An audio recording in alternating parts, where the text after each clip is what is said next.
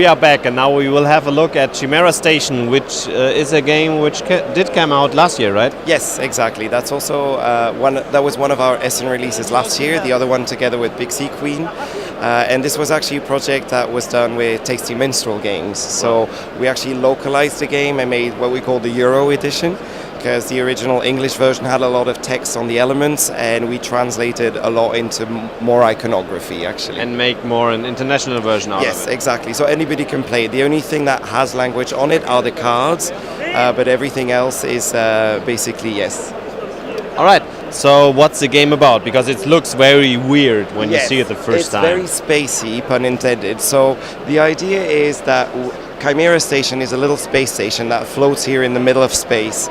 And we have a little army of aliens, which are these guys, that we're going to place on the board. So at the heart, again, it's a worker placement game.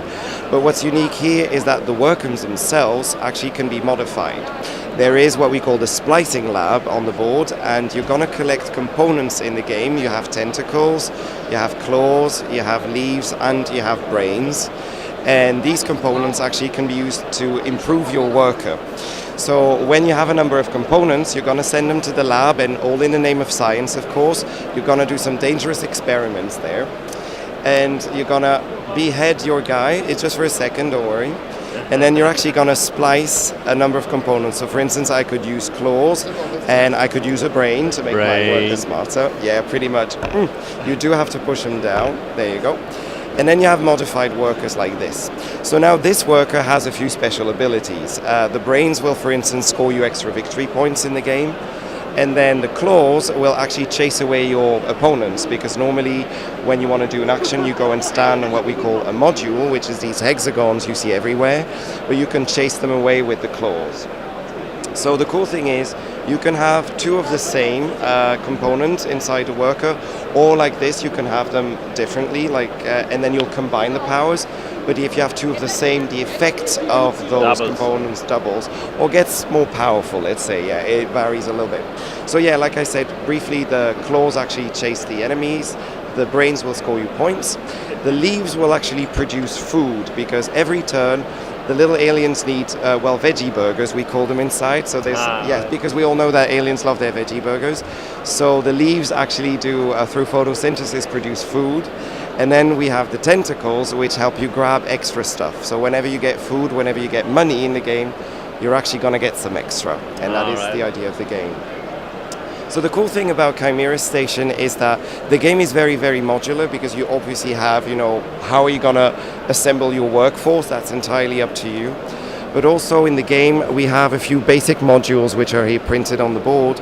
But we also have quite a few. We have over 50 modules that you can actually build.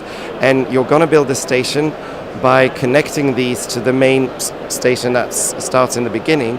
Oh, at the beginning? It's all empty, yeah, it's all empty. And then you draw 6 at random, and you have a whole pile of modules in the game. And then these are going to basically define what the actions of the game are going to be.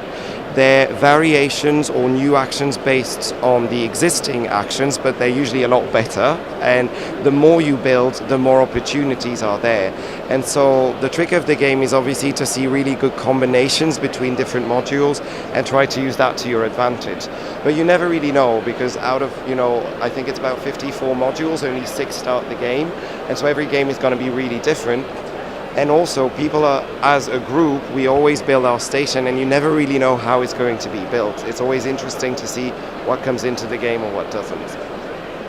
And another aspect in the game is, the science, because, as I said, we love our science here in Chimera Station. So everybody has a player board where they are going to collect either extra workers, or they're also going to be able to obtain cards. And these perk cards, as we call them, will give you either a permanent advantage, so the orange ones give you some sort of ability, and then the blue ones are modules as well, but with the exception that if I have one of these blue cards, I'm the only player that can use that module. It's my personal little module that I can use to my advantage. So these are very important elements, obviously strategically as well. And so you're going to want to get there, but it's kind of difficult to advance on the science level. And there's 2 versions of the game. You can have a basic version where everybody has the same science scale. but this is actually the B side of can the flip board. it. Yeah, Nice. and then you can flip it, and this is the B side where everybody has like a personalized scale. So this is actually the basic scale, and this is the advanced scale. Also, everybody gets a special ability. And so the yellow players will actually have an interest into getting the tentacles, and then the purple, the brainiacs, will have, obviously because they're brainiacs, will have, you know, a link to the brains that you can collect. So everybody is more steered in a direction that way. And once you know the game, it's really the most fun way to play, I think. All right. So when we play the game, we modify these guys with the action here on the left, lab, yeah. and we have actions where we build here the new actions. Yes, exactly. We can use these actions which are printed on the board. Yes. And with these actions, we can also modify guys and stuff like that. Yeah, so the basic actions are actually very briefly, I can explain it. You're going to get food, you're going to get money. Then you have 4 modules that allow you to buy these components because you want to get them. One is the laboratory where you're actually going to go and advance on your research scale.